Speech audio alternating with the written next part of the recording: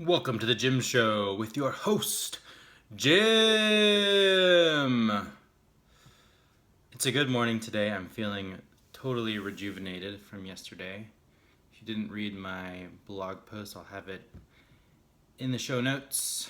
Basically, I was having a rough time last night, feeling really emotional, and I think it was just from being drained, totally drained from the day. I think that going to Toastmasters and being both a Toastmaster and a speaker, which either one of those by itself is can be a draining experience if you're more of an introvert like I am. Believe it or not, I am definitely on the introverted scale. Yeah, I think I'm an INFJ currently, more so. The interesting thing about Myers-Briggs is that the point of it was not to identify what you are. Well, I mean, it is to tell you where you are currently, but the point of it was so that you could work on coming more to the middle of each of those, areas, like being a perceiver, being a judge, making split-second decisions, or seeing all the possibilities. Right? I've always been pretty far on the judge side, and then I've kind of tried to come more towards the middle, and I've seen that over time. And this is a total sidetrack about Myers-Briggs now, but I think it's a good thing for people to use. Myers-Briggs is pretty good. If you've ever looked into StrengthsFinder is very interesting. Also, it's a test that you take online, and it tries to identify like the kind of strengths. Well, obviously the strengths that you have, and I was like strategic thinking, learner, which means I really like to dig into different things. Obviously, that is part of my personality. You can tell if you've seen much of what I do. Input, I forget exactly what that is. It's kind of similar. And remember, so I told someone that learner and input were similar once. They were like, they're not the same. Nothing in StrengthsFinder is the same. They're all very specific things, which is true. So I'm not going to say that they're the same. But StrengthsFinder, again, can be very useful for identifying some of the areas that you're strong in currently. So those are two things you could use. That wasn't what I wanted to talk about, but there you go, Myers-Briggs and StrengthsFinder. We'll put them in the notes also. This is kind of becoming stream of consciousness this morning. So yeah, yesterday was rough.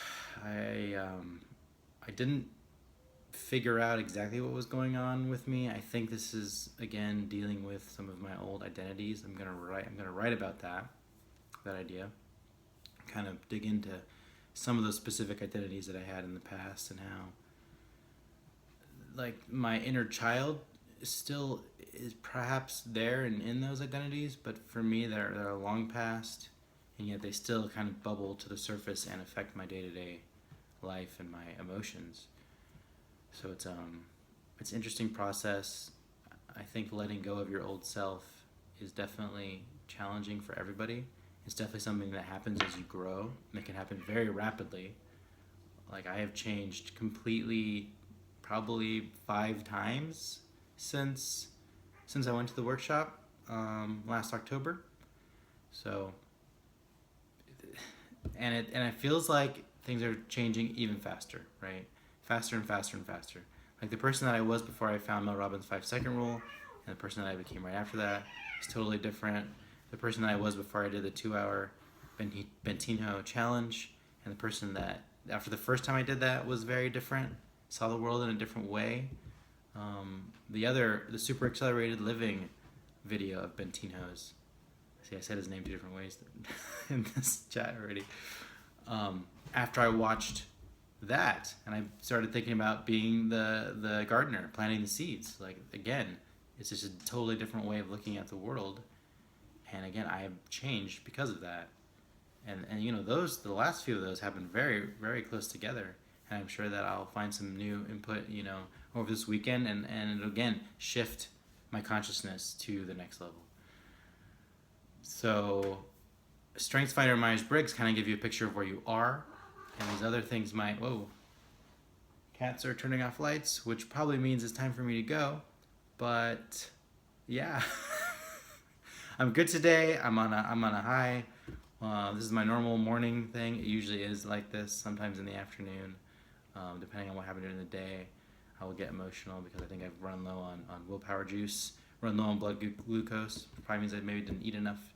But anyway, it's been great.